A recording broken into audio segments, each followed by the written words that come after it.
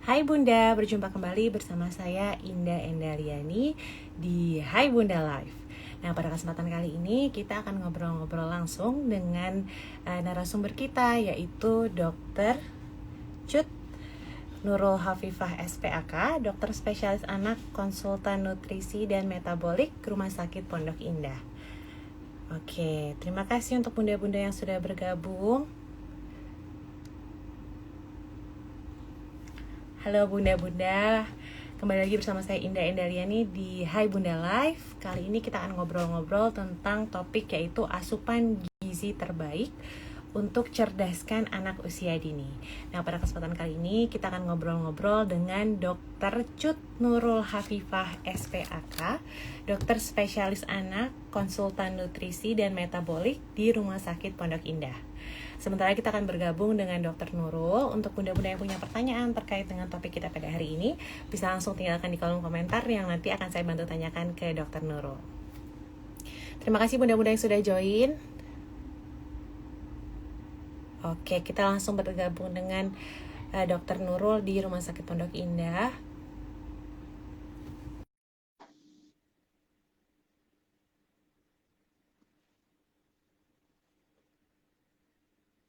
Oke. Bunda-bunda yang punya pertanyaan boleh tinggalkan di kolom komentar ya. Nanti akan kita coba tanyakan ke Dr. Nurul. Ya, masih nunggu connection sama dokter. Halo. Halo Dr. Nurul. Halo. Selamat siang. Hai Siang. Bunda. Dokter, sebelum kita mulai mungkin bisa sapa-sapa Bunda di rumah sambil perkenalkan diri dulu, Dok. Baik. Hai Bunda-bunda sekalian yang hari ini join di live Instagram. Perkenalkan saya Dr. Cut Nurul Hafifah. Saya dokter anak dengan kekhususan saya adalah nutrisi dan penyakit metabolik dari Rumah Sakit Pondok Indah, Pondok Indah. Oke, Dok, kita langsung ke topik kita pada hari ini yaitu asupan gizi terbaik untuk cerdaskan anak usia dini. Nah, sebetulnya yang dimaksud dengan anak cukup gizi itu yang seperti apa, Dok? Oke, baik. Anak yang cukup gizi itu artinya dia bertumbuh dan berkembang sesuai dengan target di usianya. Jadi kalau tadi saya sampaikan kan ada dua komponen ya, tumbuh dan kembang. Tumbuh itu artinya nambah berat badan, nambah panjang badan, nambah lingkar kepala. Sedangkan berkembang itu adalah milestone-milestone yang harus dicapai sesuai dengan usianya. Misal nih, bayi lahir usianya cukup bulan ya, lahirnya cukup bulan, berat lahirnya 3 kilo. Berarti di usia 1 tahun itu dia seharusnya berat badannya sekitar 9-10 kilo. Panjang badannya tuh harusnya sekitar 75 cm, karena dalam 1 tahun itu panjang badan anak nambah sekitar 25 cm. Nah, anak yang cukup gizi harusnya bisa mencapai berat badan dan panjang badan yang sesuai dengan usianya tersebut. Kemudian yang kedua tadi terkait perkembangan, anak umur 1 tahun misalkan 1 tahun tuh harusnya dia sudah bisa paling tidak berdiri dengan dibantu atau berdiri sendiri ya. Kemudian bicara paling tidak bisa 1 kata, entah misalkan panggil mama atau panggil papa misalkan ya. Nah, anak yang cukup gizi, kedua komponen ini pasti akan tercapai. Jadi ciri-ciri yang cukup gizi adalah dua hal tersebut. Jadi memang yang harus dipenuhi tumbuh dan berkembang itu ya, Dok, ya tadi ya dokter bilang ya. Betul. Kalau yang tumbuh itu yang lingkar badan, panjang badan dan lain-lain. Yang berkembang justru kayak lebih milestone-nya untuk usia-usianya dia sudah bisa atau belum gitu ya, Dok ya. Betul. Kalau anaknya kurang gizi, pasti ada masalah di entah berat badan atau panjang badan atau perkembangannya, betul. Oke. Nah, Dok, tadi kan dengan tema hari ini yaitu asupan gizi terbaik untuk cerdaskan anak usia dini. Jadi ada kita pengen tahu sebenarnya korelasinya apa sih antara anak cukup gizi dengan kecerdasan. Oke. Kecerdasan itu kan konotasinya adalah kalau untuk anak terutama di bawah 2 tahun itu adalah perkembangan otaknya ya. Di 2 tahun pertama kehidupan itu kan perkembangan otak paling optimal. 95% dari masa otak di usia dewasa itu terbentuk di 2 tahun pertama kehidupan. Betul. Jadi korelasinya adalah kalau anak itu perkembangan otaknya baik, insya Allah nanti kecerdasannya juga akan baik ya. Tentunya ada faktor-faktor lain, misalkan stimulasinya bagus apa enggak, Tapi yang faktor yang istilahnya kalau bilang kalau bikin rumah mesti ada batu-batu batanya itu adalah si nutrisi tadi. Supaya nyalanya terang, lampunya terang, listriknya ada, itu adalah stimulasi. Jadi kita mesti punya fondasi dulu, punya batu batanya dulu, nah itu adalah nutrisi. Jadi kalau anak cukup gizi, ada yang membentuk sel otaknya, membentuk serabut sarafnya, antara serabut saraf 1 sama serabut saraf kelas 1 connect. Jadi kalau nanti diajarin matematika, nyambung dia langsung, misalkan seperti itu. Jadi modal dasarnya adalah dari nutrisi yang cukup, gitu. Oke, jadi 2 tahun pertama itu perlu diperhatikan banget ya dok, ya asupan gizi dan sebagainya ya dok. Betul, 2 tahun pertama itu setelah lahir ya, tapi sebenarnya juga ada faktor yang sebelum lahir ya, ketika di dalam kandungan ibu itu juga sudah ada faktornya, makanya dibilangnya 1000 hari pertama kehidupan. Oke, dok, nah terkait mengenai porsi makan gitu ya, jadi sebetulnya bagaimana sih syaratnya satu porsi makanan cukup gizi itu harus komposisinya apa saja? Oke, baik. Kalau kita ngomongin makanan cukup gizi, biasanya kita berkaca dari makanan terbaik yang sudah diciptakan oleh Tuhan, yaitu adalah air susu ibu. Di air susu ibu itu komponennya lengkap. Ada makronutrien, ada mikronutrien ya. Makronutriennya ada karbohidrat, lemak, protein. Jadi begitu anak mulai makan pun, kurang lebih harus menyerupai dari komponen dari ASI. Jadi yang ada di situ itu dia satu lemaknya mungkin sekitar 50%. Kemudian protein dan karbohidrat, ya. Oleh karena itu makanya ketika anak mulai makan pun dia harus menyerupai dari ASI. Setiap kali makan harus ada karbo, harus ada lemak, harus ada protein, ya. Yang sering kalau misalkan baca-baca di sosial media mungkin sekarang sudah mulai beralih ya, sudah banyak yang bunda-bunda yang teredukasi. Kalau zaman dulu sering kasihnya makannya menu tunggal, misalkan seperti itu. Misalkan hari ini cuma makan karbo aja, misalkan gitu. Nah, itu udah kuno tuh, udah outdated. Nah, bunda-bunda harus tahu bahwa apa yang harus diberikan pada makanan seorang anak itu harus mencukupi karbohidrat, lemak, dan protein. Porsinya berapa banyak tergantung anaknya usianya berapa. Kalau misalkan baru mulai makan, usia 6 bulan, mungkin dia sekali makan 2-3 suap saja udah cukup misalkan, karena asinya masih banyak nih. Nanti begitu usia 1 tahun misalkan, komponennya jadi kebalik. Susunya atau asinya tinggal 30%, makanannya sekitar 70%. Betul, gitu. Oke. Dok, sudah banyak pertanyaan yang masuk. Dok, saya langsung ke pertanyaan dari bunda-bunda di rumah. Ada pertanyaan dari Bunda Lani. Anaknya usia 1 tahun, giginya tapi sudah mulai keropos, dok. Apakah asupan gizi selama hamil juga mempengaruhi tumbuh kembang anak ya, dok? Karena waktu hamil saya jarang minum vitamin yang diberikan oleh dokter. Nah, itu mempengaruhi gigi anaknya yang keropos nggak sih, dok? Oke, baik. Gigi itu kan adalah organ tubuh kita yang banyak kalsium ya, kalsium. Jadi salah satu faktor yang mesti diperhatikan nomor 1 adalah bagaimana kebersihan giginya. Begitu mulai ada tumbuh gigi, kita harus sudah sikat gigi, harus belajar sikat gigi ya. Bahkan sebelum ada gigi pertama pun kita harus rajin membersihkan gigi dan mulut. Kalau misalkan belum ada gigi ya pakai kasa misalkan ya, gusinya dibersihkan. Begitu ada gigi, maka harus sikat gigi. Nah, yang sering adalah kita lupa nih kalau misalkan masih menyusui, misalkan habis menyusui nggak dibersihkan tuh giginya, jadi mudah keropos, sudah mulai tumbuh, misalkan ada kariesnya, udah mulai gigi-gigi yang bolong ya. Komponen yang kedua adalah apakah anak tersebut dapat cukup makanan yang mengandung kalsium. Kalsium ya, dok. Kalsium itu datangnya dari mana? Biasanya nomor 1 yang paling banyak kalsium adalah susu, ASI atau kalau misalnya. Nah, selain itu ada faktor lain yang mempengaruhi kalsium itu adalah vitamin D. Vitamin D, apakah seorang anak tersebut dapat cukup vitamin D? Nah, tadi bundanya bertanya, apakah ini pengaruh dari ketika saya dalam kandungan nggak minum vitamin gitu ya? Tidak.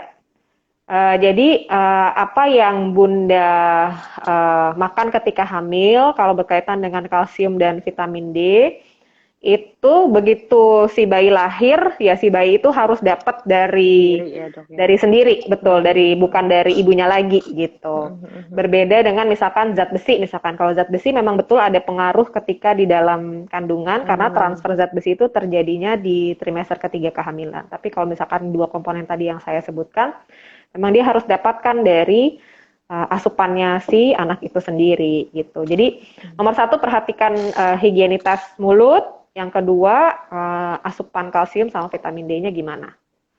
Oke, oke jelas ya dok ya. Kita lanjut ya dok ke pertanyaan yang selanjutnya Sip. dari Bunda Hafiz. Dok, apakah baik jika anak mengkonsumsi telur lebih dari 3 butir setiap hari? Karena anaknya sangat suka. Nah ini kayaknya hampir semua bunda-bunda punya pertanyaan yang sama ya dok. Karena biasanya anak-anak Soalnya ya dan anak di usia 2 sampai 5 tahun tuh suka banget ya makan telur, doyannya beberapa makan anak sih. telur. Heeh. Iya, betul. Digoreng lah, direbus ini itu gitu. Nah itu biasanya Iya, maksimum berapa sih gampang dok? kali ya. Iya, Mm-mm. gampang soalnya ya. Kalau telur kan nggak Masaknya. keras kayak makan daging ya. Iya, Heeh, iya. bener. Terus yang jadi concern bunda-bunda biasanya adalah, dok makan telur tiap hari, apalagi sampai 3 butir, nanti anaknya bisulan gitu Bisulan. kan. Seringkali tuh yang nanya gitu tuh. Nah, itu adalah mitos sebetulnya kalau makan telur banyak kemudian jadi bisulan mah bukan bukan karena telurnya, gitu maksud saya ya. Nah, kebutuhan telur itu kan adalah salah satu sumber protein yang baik ya. Nah, berapa banyak sih anak saya boleh makan telur itu tergantung dari kebutuhan protein sesuai dengan usianya. Contoh ya, saya kasih contoh misalkan anaknya usianya 1 tahun, berat badan anggaplah 10 kilo nih. Kebutuhan proteinnya sekitar 20 gram sehari. Nah, satu butir telur itu dia kalau telur ayam negeri sekitar 7 gram proteinnya. Jadi kalau misalkan dia Oh, butuhnya 20 gram, 3 kali makan telur juga masih oke gitu. oke. Tapi kalau berat badannya lebih kecil ya mungkin butuhnya misalkan antara usia 9 sampai 12 atau 6 sampai 9 mungkin antara 1 atau 2 butir sehari dia sudah mencukupi kebutuhan proteinnya. Kalau anaknya lebih besar, misalkan anaknya udah remaja, ya mungkin dia butuh protein yang lebih banyak gitu. Jadi kita sesuaikan dengan masing-masing usianya. Dok, tapi ada nggak sih efek samping apabila kelebihan protein, kelebihan konsumsi Oke, proteinnya itu? baik. Kalau misalkan kita kelebihan makan protein, protein itu akan diubah jadi lemak, disimpan jadinya. Karena kan dia kelebihan Oh, nih energinya iya, ya. Jadi apa namanya?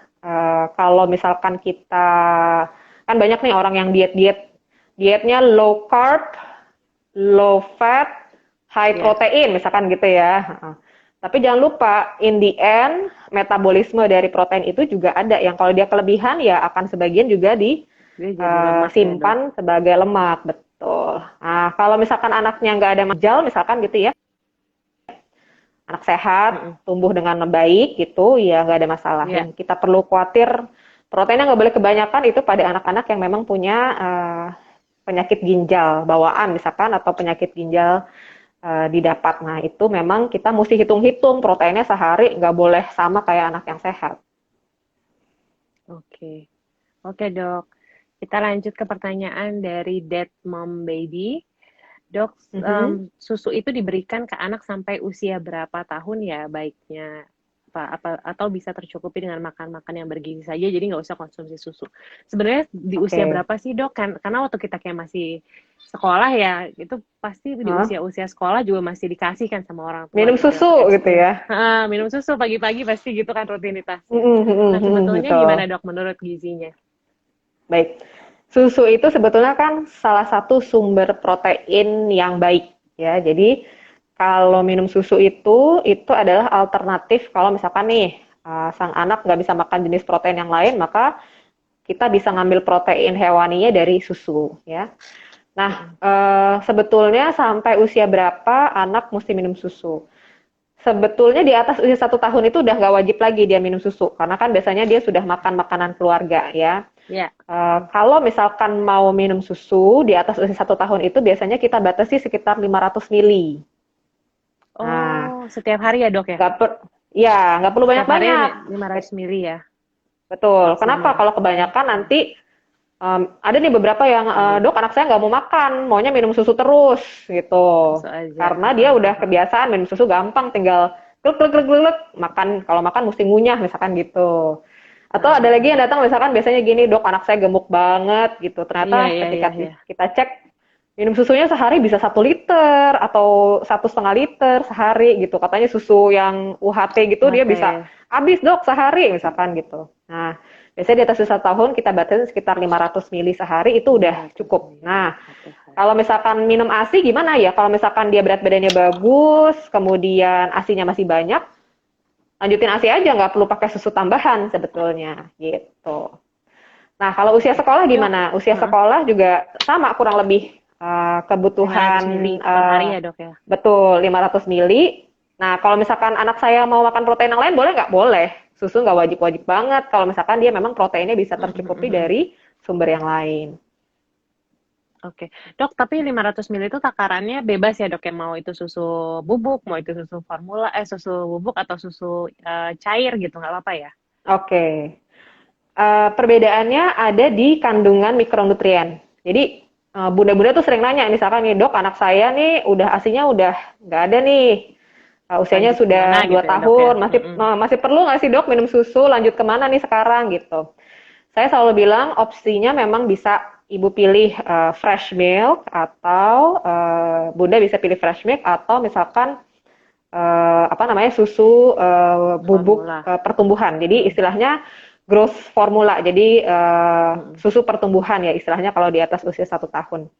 Nah perbedaannya adalah di kandungan mikronutrien. Kalau fresh milk ya dia kandungannya memang tidak ada yang ditambahkan lagi, semurni-murninya dari si susu sapi. Ya.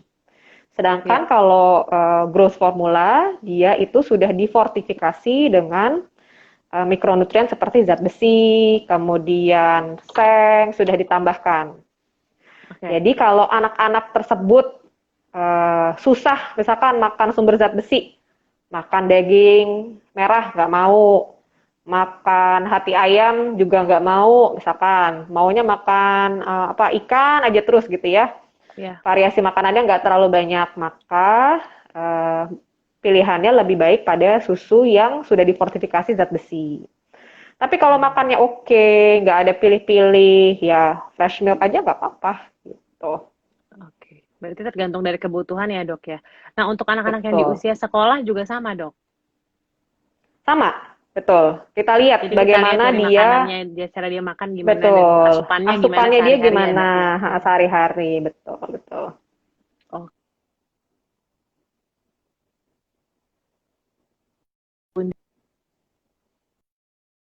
yang hubungannya tidak bicara.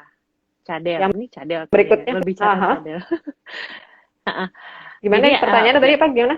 yang tadi Dok, yang kan kita topiknya adalah tentang perkembangan kecerdasan ya. Jadi Bunda itu Ya, bertanya, kira-kira perkembangan otak atau kecerdasan yang baik itu ada hubungannya nggak dengan berbicara cedal atau cadel? Kayaknya cadel cadel, deh. cadel ya, Heeh. cadel ya. Heeh. Oke, baik. Sama delay speech Cadel. juga ya Dok, sekalian ya Dok. Oke, Kayak dari oke, oke. Jadi relevansinya ada ada dengan dua nih delay ya. speech.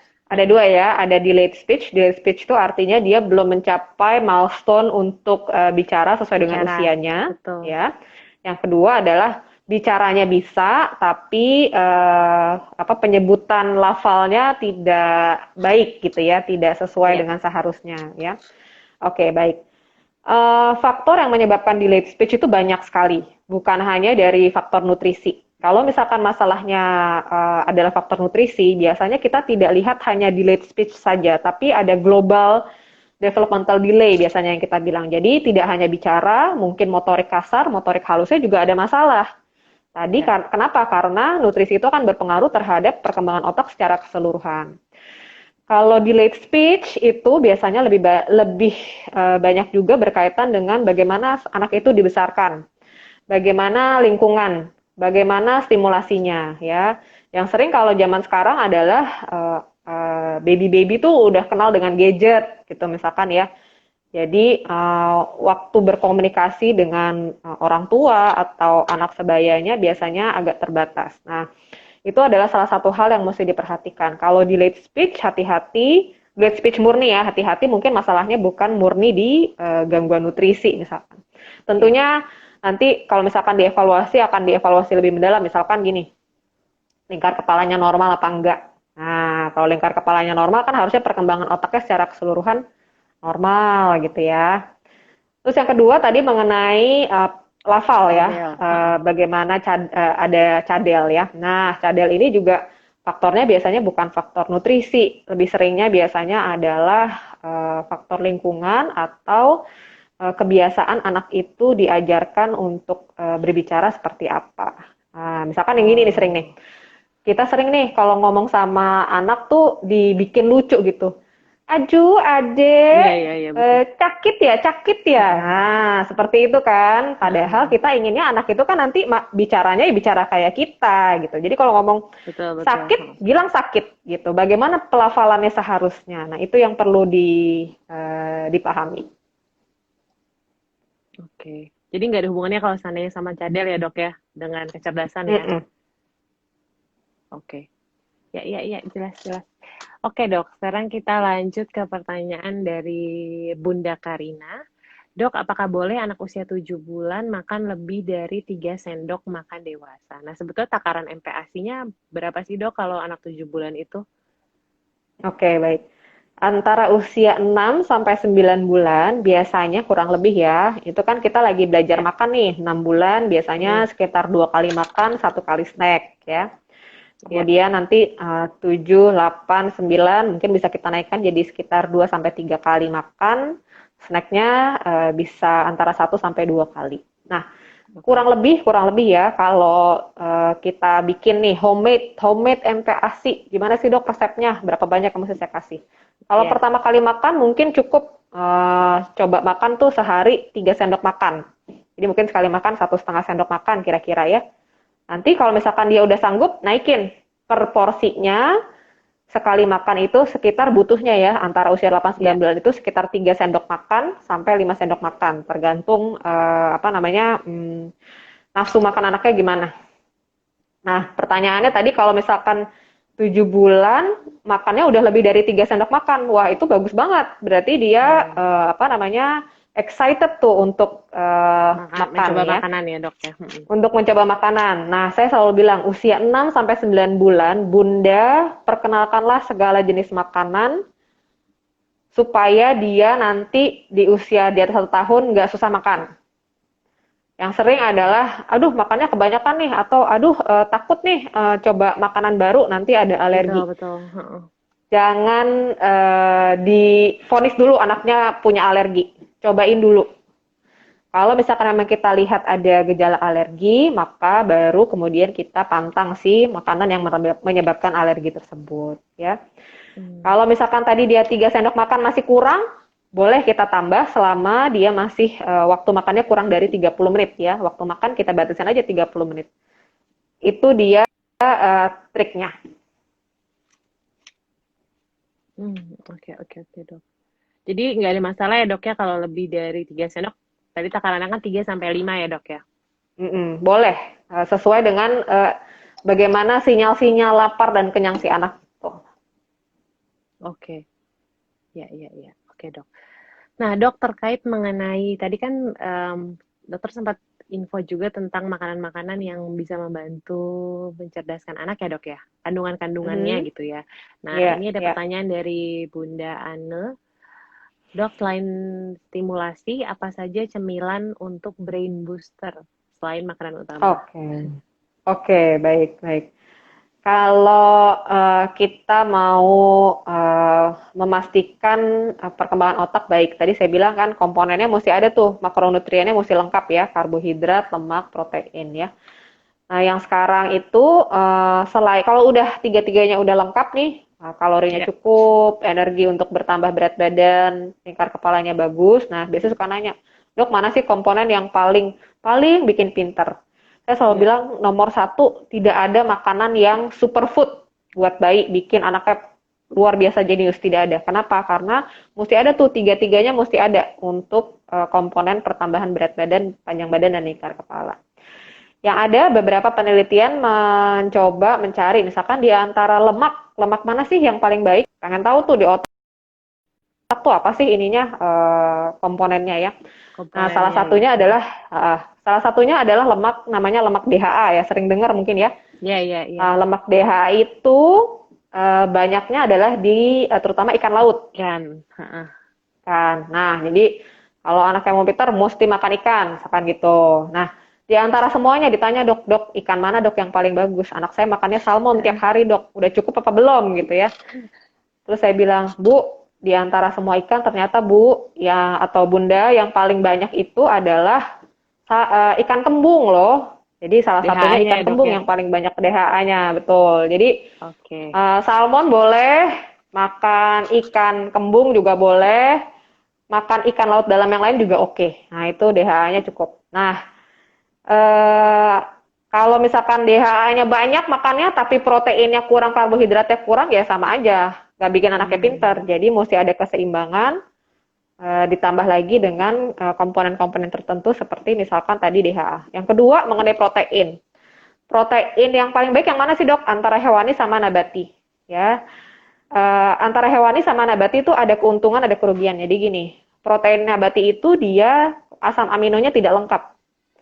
Kalau asam amino tidak Ya. lengkap itu akan berpengaruh terhadap pembentukan hormon pertumbuhan.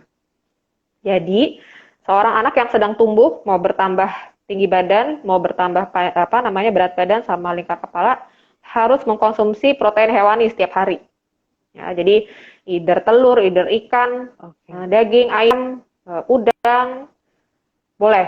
Nah, kalau misalkan protein nabati bagaimana? Protein nabati ekstra aja ya. Yang kita utamakan adalah setiap anak yang sedang tumbuh itu perlu protein hewani. Kemudian karbohidrat. Karbohidrat gimana? Karbohidrat yang penting jadi perhatian adalah eh, jangan terlalu banyak serat. Jadi gini, anak di bawah umur 1 tahun itu dia kebutuhan seratnya tidak sebanyak anak yang lebih besar. Jadi Ya. misalkan ditanya gini, biasanya seringnya dok beras putih apa beras merah? Coba Iya. lihat Bunda, mana yang seratnya lebih banyak? Di antara beras putih sama beras merah itu seratnya Beras lebih merah. banyak sih beras merah. Serat itu fungsinya adalah supaya membentuk pupnya bagus, tapi dia tidak akan diserap gitu. Jadi kalau misalkan kita mau naikin berat badan nih, supaya diserap karbohidratnya, maka uh, beras putih Kita lebih pakai beras bagus. Tapi putih ya kalau dok ya. masalahnya, kalau masalahnya adalah misalkan dok pupnya nih keras nih, saya butuh tambahan serat, maka kita pakai misalkan beras merah. Nah itu juga apa namanya perhatian untuk memilih karbohidrat yang lain. Misalkan karbohidrat yang lain, misalkan apa oatmeal, oatmeal kan seratnya juga tinggi. Nah itu apa namanya perhatian untuk bunda-bunda sekalian. Kalau memilih karbohidrat, memilih protein, memilih lemak itu harus jadi perhatian. Oke. Ya, ya, ya dok. Jadi tadi dokter udah mention tentang DHA ya dok ya. Nah itu kan sekarang banyak ya dok kalau kita lihat-lihat di drugstore kayak vitamin-vitamin yang mengandung DHA gitu atau enggak dalam bentuk kayak Mhm. suplemen atau ekstra atau sebaiknya nggak usah. Oke, eh, kalau vitamin atau suplemen itu dia letaknya adalah setelah makanan. Jadi nomor satu kita harus mengusahakan adalah dari makanan alamiah. Kenapa Ya. makanan alamiah? Karena kalau kita makan alamiah, kita dapat berbagai jenis eh, zat gizi. Jadi misalkan makan ikan gitu ya, makan ikan selain dapat DHA juga dapat protein hewaninya. Jadi kita bisa dapat dua hal sekaligus, misalkan yang bikin anaknya jadi berat badannya bagus nih ceritanya dan kecerdasannya baik. Kalau kita hanya makan suplemen, itu kita berikan pada anak-anak yang memang ada kesulitan untuk mengkonsumsi makanan alamiah. Tadi seperti saya bilang, misalkan anak-anak yang kurang zat besi, makan makanan sumber zat besi nggak mau, ya mau nggak mau kita kasih suplemen. Sama juga seperti DHA. Kalau misalkan dia bisa makan alamiah dari makanan sehari-hari, Ya. nggak perlu tambah suplemen, ya. Kita usahakan dulu dari makanan alamiah, gitu. Oke. Oke dok. Dok kita ke pertanyaan dari Bunda Vista. Dok, anak Mhm. saya disuruh makan namun giginya selalu GTM deh, kayak giginya dirapetin. Bagaimana ya dok cara membujuknya?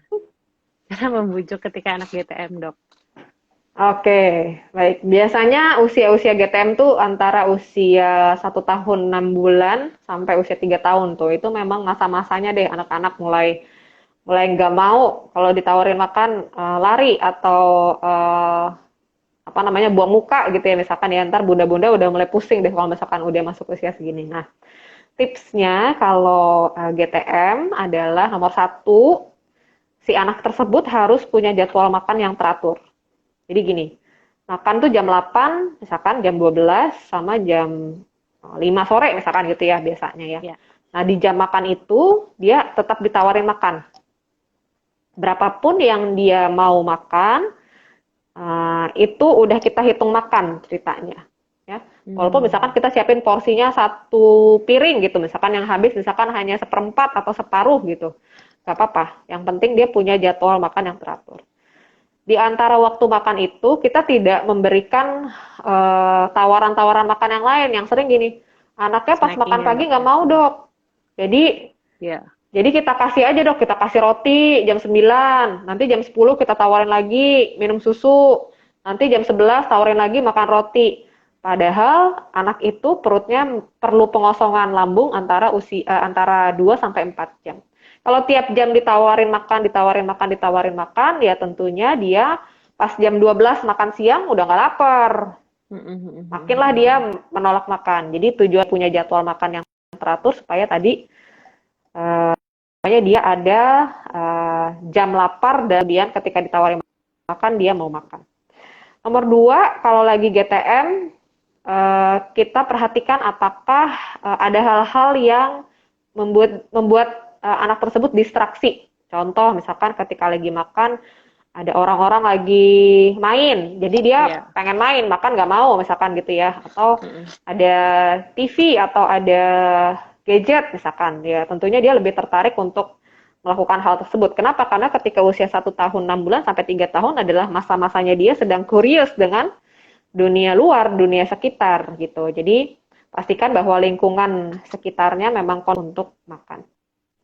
Yang ketiga, kalau misalkan udah kita coba terapkan variasi menunya juga udah macam-macam nih dok, saya udah coba gitu, tetap aja anaknya nggak mau makan. Coba cek bawa ke dokter anaknya masing-masing, apakah ada hal-hal lain yang menyebabkan berat badannya atau asupan makannya nggak bagus. Misalkan bisa saja dia ada anemia misalkan, kekurangan zat besi, sehingga lidahnya rasanya hambar misalkan gitu ya. Atau misalkan sedang ada penyakit yang tidak kita sadari, misalkan infeksi yang tidak kita sadari sehingga si anak nafsu makannya jadi menurun ya. Mungkin itu yang perlu diperhatikan Bunda sekalian. Ya. Thank you, Dok. Nah, kita lanjut ke pertanyaan dari Bunda Inka. Dok, tadi relate seperti yang saya tanyakan ke dokter tentang DHA. Benarkah minyak ikan tidak berguna buat anak? Oke, baik. Oke. Minyak ikan itu bukan, maksudnya gini, bukan obat untuk pinter gitu maksud saya. Minyak ikan itu kan komponennya kan adalah lemak ya, apa namanya, jadi bagian dari 3 tadi yang untuk naikin berat badan, panjang badannya, karbohidrat, lemak, protein. Boleh nggak tambah minyak ikan? Boleh, tapi jangan berharap karena dia minum minyak ikan tiap hari, nanti pasti anaknya lebih pintar dari yang lain. Enggak, karena komponen lainnya mesti ada. Minyak ikan tempatnya di mana? Tempatnya sama seperti jenis variasi lemak yang lain. Contoh, variasi lemak yang lain apa? Misalkan makan minyak kelapa, boleh. Mau santan boleh, mau apa namanya margarin misalkan boleh gitu. Jadi dia tempatnya sama seperti minyak-minyak yang lain gitu. Bukan satu-satunya yang bisa untuk membuat pintar. Kecerdasan gitu. Ya dok ya. Betul. Tapi untuk dari minyak ikan itu sendiri, apakah betul karena tinggi dari DHA dan lain-lainnya dok? Lebih tinggi atau gimana dok? Sebetulnya kurang lebih hampir sama. Jadi buat variasi boleh, tapi nggak mesti konsumsi tiap hari, tidak. Iya. Biasanya bunda-bunda suka paksa-paksa dikit tuh. Karena kan rasanya kan agak amis ya dok. Iya, betul. Nggak semua anak bisa doyan ya. Jadi nggak harus ya dok ya.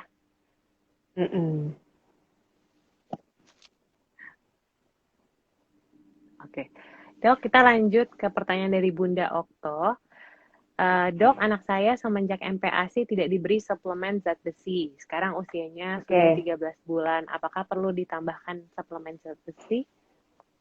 Oke, baik. Biasanya bayi kita tambahkan suplemen zat besi itu bila ada beberapa faktor risiko. Nomor satu, bayinya lahirnya prematur atau Hmm, lahirnya kembar. Kemudian mereka full minum ASI. ASI itu kandungan zat besinya rendah. Begitu dia usianya sudah mencapai 4 bulan, hampir kurang lebih sekitar 97% itu sudah tidak tercukup lagi kebutuhan zat besinya. oke. Oleh karena itu biasanya kalau misalkan belum mulai MPASI, kita tambahkan suplementasi zat besi. Tapi kalau si anak itu sudah mulai makan nih, misalkan usia 4 bulan dan makanannya cukup zat besi, kalau saya biasanya kasih clue misalkan dalam seminggu berapa kali sih makan sumber zat besi atau minuman yang ada zat besinya ya. Kalau misalkan cukup, ya sudah tidak perlu lagi, nggak apa-apa. Coba lihat dalam seminggu ada nggak 3 kali misalkan makan daging merah atau hati ayam. Atau saat ini di 13 bulan ada Ya. konsumsi formula yang sudah difortifikasi zat besi. Kalau misalkan ya, maka kemungkinan kandungan zat besi dalam darahnya cukup.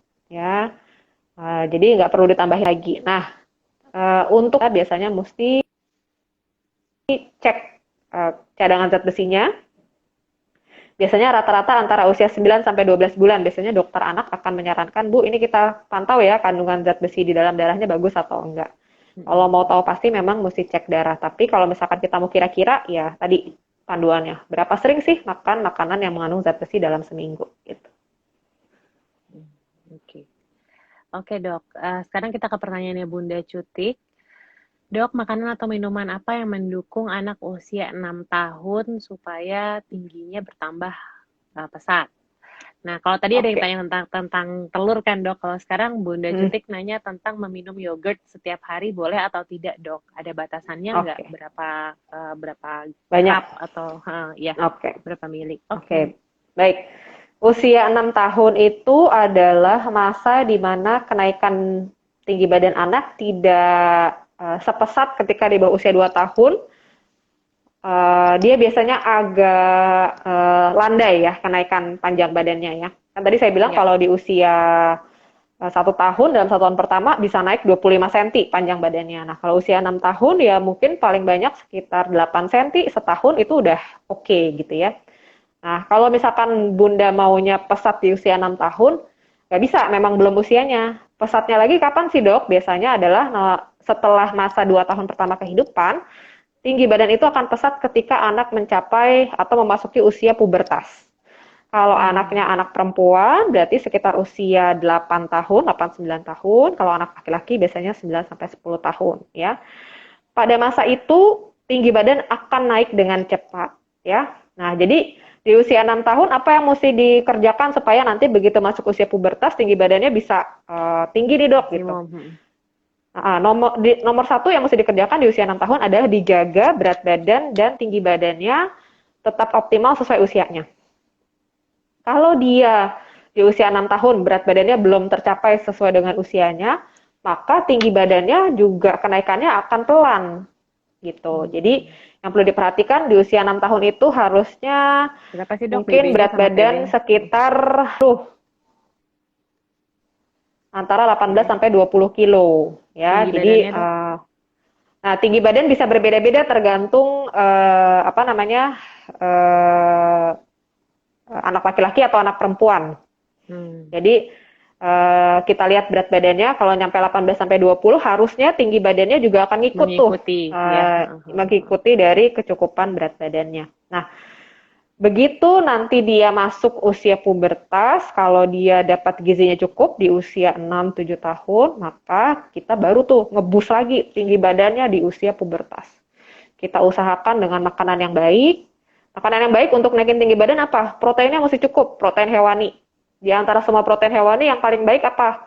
Susu, nomor 2 telur, baru ayam ikan, baru terakhir daging. Untuk naikin tinggi badan nih. Ya. Apa aja dok tadi dok? Terus Sorry dok, susu, nomor 1 telur. nih, susu, telur, ayam, ikan, baru terakhir daging. Oke. Gitu ya. Jadi setiap hari Makanya di usia 6 tahun kan ditanya, kenapa sih kita usia SD suka disuruh minum susu gitu ya tadi Iya, ya? iya, iya, Dok. Nah, itu tadi karena kita mau mendekati usia pubertas nih, usia pubertas anak perempuan usia 8-9 tahun, laki-laki 9 sampai 10 tahun, itu kan berarti rata-rata kelas 3 ya gitu ya, kelas 3 SD ya. Oke. Nah, disitulah dia butuh asupan protein yang cukup supaya tinggi badannya bisa meningkat dengan cepat ketika masuk pubertas gitu. Oke. Oke, Dok. Nah, Dok, ada pertanyaan nih dari Bunda Kia. Assalamualaikum dokter, anak saya usia 3 bulan, sudah mix ASI dan susu formula, tetapi berat badannya susah naik. Sudah dicek Mhm, di grafik mendekati tidak normal. Apakah itu mhm. termasuk dengan gangguan metabolik ya dok? Dan pemeriksaan Oke, penunjang apa yang diperlukan untuk mengetahui adanya gangguan metabolik? oke. Penyebab berat badan nggak naik itu tiga. Satu, asupan. Apakah asupan dalam hal ini Sufor kan kalau dan 3 bulan berarti uh, minum ASI sama sufor ya. Berarti apakah ya. jumlahnya cukup atau enggak?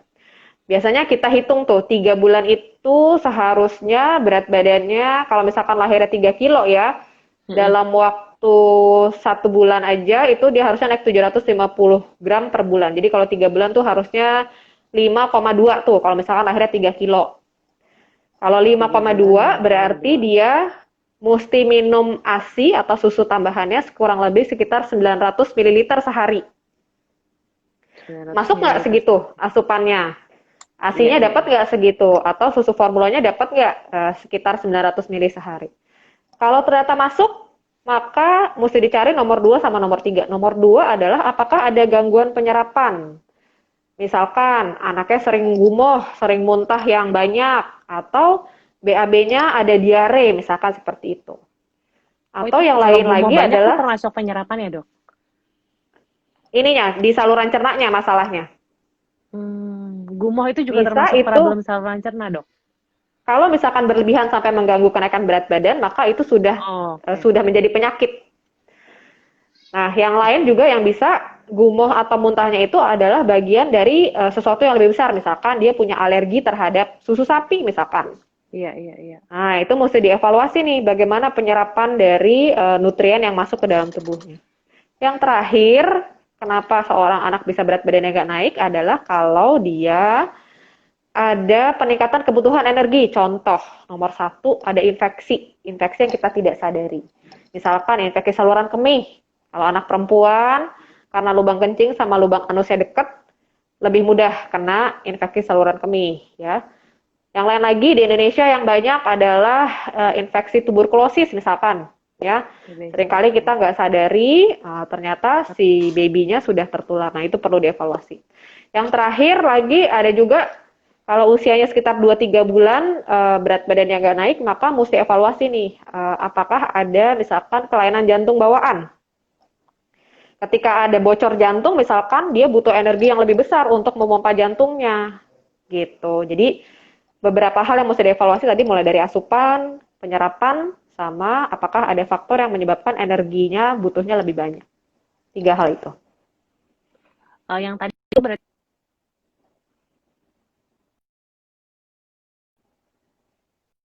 dan lain sebagainya dan tidak sesuai itu apakah bisa dimasukkan kategori stunting dok? Bagaimana? Nanti kalau misalkan, kamu Kan pertanyaannya sorry? yang tadi kan terkait dengan pertanyaan yang sebelumnya kan karena Uh-huh. berat badan susah naik di grafik dan mendekati tidak Oke. normal. Nah, Apakah mendekati itu tidak normal itu stunting? apakah bisa dikategorikan stunting atau tidak? Ini Oke, untuk menjawab baik. pertanyaan dari Bunda Sri karena pertanyaannya agak mirip.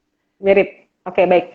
Stunting itu definisinya adalah perawakan pendek yang disebabkan oleh kekurangan nutrisi jangka panjang atau infeksi berulang, ya, atau ada peningkatan kebutuhan energi yang lebih tinggi. Jadi komponennya adalah panjang badan atau tinggi badan, ya dibandingkan dengan anak-anak seusianya. Kalau misalkan anak yang panjang badannya pendek, belum tentu dia karena stunting murni gitu misalkan. Bisa juga karena faktor-faktor yang lain. Makanya kalau ada anak panjang badan yang nggak normal nih di bawah -2 SD, mesti cek ke dokter anaknya. Ya. Nah kalau berat badannya tadi nggak naik tuh apakah itu stunting? Kalau berat badan tidak naik bukan stunting. Tapi kalau berat badannya tidak naik terus-menerus, bisa berdampak menjadi stunting di kemudian hari. Bagaimana? Karena tubuh kita ini sudah punya mekanisme alamiah. Kalau berat badan nggak naik, saya akan ngurangin kenaikan panjang badannya supaya badannya tetap proporsional, tetap kelihatannya bagus.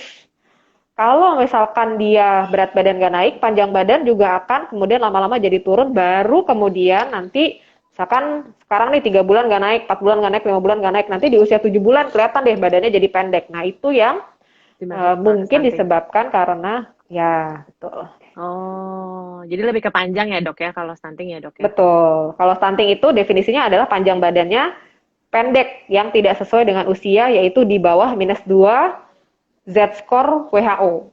Kurva WHO 2006. Oke, tapi bisa juga dipengaruhi sama faktor genetik nggak sih dok kalau untuk tinggi badan? Oke. Kalau di bawah 2 tahun, faktor genetik itu hanya berperan sekitar 10-20% ya. Jadi kalau ada anak pendek di bawah usia 2 tahun, jangan mikirnya karena genetik nih dok, ini soalnya bapak ibunya juga pendek nih Terlalu dok tinggi gitu. ya. Jadi nggak apa-apa nih anaknya pendek juga. Saya selalu bilang jangan gitu. Kita ini ingin memperbaiki generasi masa depan Indonesia. Kita pengennya nanti anak-anak Indonesia udah gedenya Betul tinggi-tinggi nih banget tuh, Dok. kayak orang Belanda atau mau kayak orang Jepang gitu ya. Iya. Kalau misalkan kita mindsetnya nggak apa-apa deh dok, bapak ibunya pendek, anaknya juga pendek. Ya nanti anaknya nggak jadi perbaikan generasi dong jadinya. Oleh karena itu, kita tetap harus mengusahakan supaya sang anak bisa mencapai potensinya, potensi genetiknya. Misalkan gini ya, bapaknya tinggi badannya 165, ibunya tinggi badannya 160 gitu ya. Ini anak laki-laki nih. Kalau anak laki-laki kan ketika tentunya inginnya anaknya bisa lebih tinggi daripada ayahnya. Betul. Nah, Ya. kalau misalkan dia sudah punya modal nih dari ibu 160, dari bapak 165. Kurang lebih kita bisa ngitung tuh tinggi badannya nanti di usia dewasa bisa antara berapa sampai berapa. Ada rumusnya.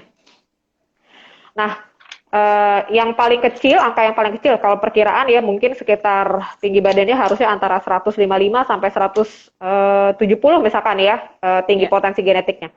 Kalau gizinya bagus, si anak itu bisa mencapai tadi lebih tinggi dari bapaknya 170. Tapi kalau misalkan gizinya nggak bagus di 2 tahun pertama kehidupan, ya dia mungkin paling tinggi kayak tinggi ibunya mungkin 160 aja, nggak kayak bapaknya yang tingginya 165. Jadi faktor genetik itu ada, pengaruhnya ada, tapi jangan menjadi patokan buat bunda-bunda sekalian bahwa nggak apa-apa deh anak saya pendek aja karena saya juga pendek. Ayo kita targetkan supaya anak-anak Indonesia nanti bisa sama tingginya seperti bagus lagi ya, orang dok, Jepang. daripada kita. Ya, betul. Perbaikan gizi ya dok ya berarti. Betul. Itu adalah makanya Pak Jokowi mendengungkan atasi stunting karena itu adalah modal negara kita. Kalau dia stunting, kecerdasan nggak bagus, nanti 20 tahun lagi, 50 tahun lagi negara kita yang jadi top eksekutif di perusahaan apa itu misalkan bukan orang Indonesia, mungkin orang luar negeri yang datang ke Indonesia untuk bekerja gitu. Makanya kita harus punya insan-insan atau individu-individu yang jadi pemimpin nanti 20, 30 tahun, 50 tahun lagi mungkin anak-anak ya bunda sekalian. Jadi mari kita usahakan supaya gizinya bisa bagus. Baik ya dok ya. Aduh bagus banget dokter nih buat jadi motivasi bunda-bunda di rumah pastinya. Nah kita lanjut ya dok ya karena waktunya sudah mepet. Aduh pertanyaannya masih banyak banget. Nah ini dok tentang masalah cacingan nih dok. Dok saya mau bertanya, anak saya berat badannya susah sekali naik. Apakah itu disebabkan oleh cacingan dan sebetulnya pemberian obat cacing itu sebenarnya gimana sih dok? Kadang-kadang kan kayak di sekolah pun anak-anak suka diberikan ya sama dokter yang visit gitu. Nah itu sebetulnya perlu atau tidak? Oke, baik. Cacingan itu memang adalah salah satu program pemerintah ya. Jadi biasanya anak usia antara 1 sampai 5 tahun itu program pemerintah biasanya dikasih obat cacing sekali setahun. Kalau sering dengar iklan di TV gitu ya, berikanlah obat cacing pada anak Anda gitu ya. Nah, itu adalah program yang rata di seluruh Indonesia. Tapi saya balik lagi selalu lihat kondisi anaknya. Gini, cacingan itu kan ada faktor resikonya ya. Faktor resikonya itu adalah kalau misalkan si anak itu berkontak dengan area yang banyak telur cacing, yaitu biasanya kalau di Indonesia contohnya cacing tambang misalkan gitu, dia banyaknya adalah di tanah. Faktor resikonya apa? Kalau dia sering main di tanah tanpa alas kaki. Contoh nih, kalau anaknya selama pandemi mah di rumah aja dok, nggak pernah main keluar ke tanah, nggak pernah. Kalaupun ke tanah selalu pakai sepatu misalkan, resiko untuk cacingannya lebih rendah. Oke. Nah, jadi mesti dicari tahu nih kenapa berat badan yang nggak naik. Belum tentu karena cacingan. Tadi seperti sudah saya bilang, faktor nggak naik berat badan itu 3. Asupannya cukup apa enggak, gangguan penyerapan, atau ada infeksi yang tidak kita sadari sehingga anaknya berat badannya nggak naik. Nah, kalau misalkan mau dikasih obat cacing, boleh nggak dok? Di atas usia 1 tahun boleh diberikan 1 kali setahun. Ya, itu adalah program pemerintah, nggak masalah. Kalau anaknya nggak ada faktor resiko cacingan, nggak dikasih obat cacing juga sebetulnya tidak masalah. Kita lihat masing-masing anak itu punya kebiasaannya seperti apa, kita sesuaikan dengan kebiasaan anak itu. Oke, Dok, karena waktunya sudah mepet, saya kasih satu pertanyaan lagi ya dok ya, terkait mengenai vitamin C. Nah, karena kan sekarang lagi pandemi ya dok ya, nah Pandemi. itu sebetulnya bunda-bunda di rumah perlu beri asupan apa sih dok untuk dari sisi vitamin ya yang paling bagus dan paling cocok untuk menghadapi kondisi sekarang? Apakah vitamin C itu termasuk atau lebih baik langsung aja yang multivitamin atau bagaimana dok? Oke. Ya. Untuk menjaga kekebalan tubuh selama pandemi itu tidak bisa hanya dari satu jenis vitamin. Jadi saya maunya minum vitamin C aja supaya kekebalan tubuh saya bagus, nggak bisa. Itu mesti adalah karena kekebalan tubuh kita ini adalah hasil dari kombinasi dari beberapa zat gizi yang membentuk berbagai sel ataupun faktor kekebalan tubuh. Ya. Jadi kalau mau kekebalan tubuhnya bagus, nomor 1, ya mesti cukup makronutriennya. Jadi karbohidrat, lemak, proteinnya mesti bagus. Nggak bisa ibu cuma saya kasih vitamin C aja dok setiap hari, tapi makannya nggak dilihat. Nggak ada minum susu misalkan, nggak ada makan protein misalkan, nggak bisa. Nah kalau misalkan dia sudah tercukupi semuanya nih, karbohidrat bagus, lemak bagus, protein bagus, berat badan bagus, tinggi badan bagus, nah baru kita ngomongin mikronutrien. Mikronutriennya mesti cukup juga. Apa sih faktor-faktor yang mempengaruhi kekebalan tubuh? Zat besi mesti bagus ya. Besi itu juga untuk melawan si kuman. Yang kedua apalagi seng. Seng itu juga bagus untuk mengatasi infeksi saluran nafas misalkan ya. Kemudian vitamin C, vitamin D, vitamin E itu juga berperan dalam melawan kuman ya. Jadi kekebalan tubuh kita ini segitu kompleksnya, dia butuh berbagai jenis makanan yang lengkap. Jadi kalau ditanya dok, saya harus makan apa dok, vitamin apa yang mesti saya makan? Saya selalu jawab, bunda, makanlah makanan sehari-hari yang bervariasi ya, yang cukup nutrisinya, karbohidrat, lemak, proteinnya cukup ya. Kemudian buah atau sayur sebagai pelengkap ya, tidak harus banyak. Yang penting cukup. Minum susu, kalau misalkan dia memang minum susu ya kita kasih susu formula yang biasa diminum, atau misalkan masih minum ASI ya lanjutkan ASINya ya. Supaya tetap tercukupi semua jenis makro dan mikronutriennya. Jadi sebetulnya nggak necessary ya dok ya dikasih dia ekstra vitamin C atau ekstra multivitamin, itu bukan hal yang wajib gitu ya dok ya? Bukan. Kalau anaknya sehat tidak wajib. Kecuali kalau anaknya sakit ya. Nah, kalau dokter. Ya, kalau anaknya sehat nggak wajib. Kalau anaknya sakit, baru nanti kita ngomongin yang mana yang mesti ditambahin sih dok. Nah itu nanti ada spesifik untuk masing-masing anak. Biarkan dokter anaknya yang menentukan mana yang mesti ditambahkan. Oke. Oke dok, aduh terima kasih banyak ya dok atas waktunya. Mungkin sebelum saying goodbye sama bunda, dokter bisa kasih short conclusion? Oke, baik. Bunda, kecerdasan seorang anak tentunya adalah... Ya.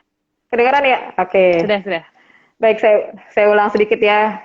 Untuk Bunda sekalian, kecerdasan anak kita merupakan dambaan ya. Kita ingin sekali anak kita bisa cerdas di kemudian hari. Bahkan mungkin kalau misalkan bisa jadi presiden deh. Insya Allah ya. Nah, untuk Amin. memastikan bahwa untuk memastikan bahwa anak kita tumbuh cerdas, sehat, maka komponen gizi yang mesti diperhatikan adalah makro dan mikronutriennya harus lengkap ya. Tidak ada satu makanan yang super yang bisa menjadi jawaban untuk semua permasalahan gizi. Ya, oleh karena itu kita mesti memberikan makanan yang bervariasi sehingga sang anak bisa dapat cukup nutrisi. Oke, terima kasih Dokter Nurul atas waktunya dan sharingnya. Sampai ketemu Sama-sama. lagi. Terima kasih. Sampai jumpa, Bunda.